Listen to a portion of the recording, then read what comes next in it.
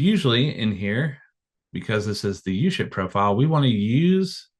carrier or app to calculate rates. And then we want to make sure that we see the uShip rate provider. This is the one that would basically allow for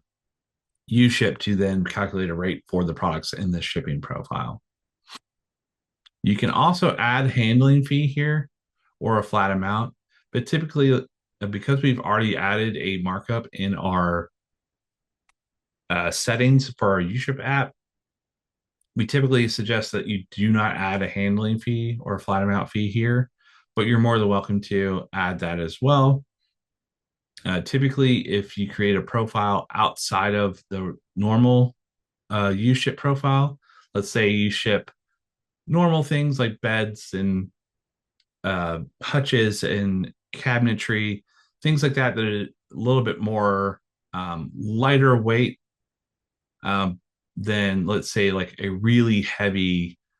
full like wood piece that's like, a really long like wood bench or a really thick um, statue that's like marble or something like that. Um, Typically, what I would suggest is creating sort of a shipping profile for your really heavy, like 500-pound plus items, and adding a handling fee or a flat amount fee,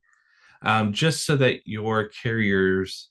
are more likely to book those shipments. So I would maybe do like a shipping profile for uShip and maybe one called uShip heavy items and add your most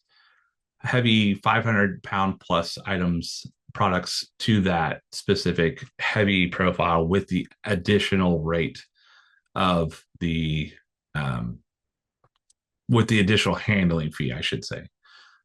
So that would basically just kind of help alleviate any sort of issues with our pricing not calculating weight or quantity correctly.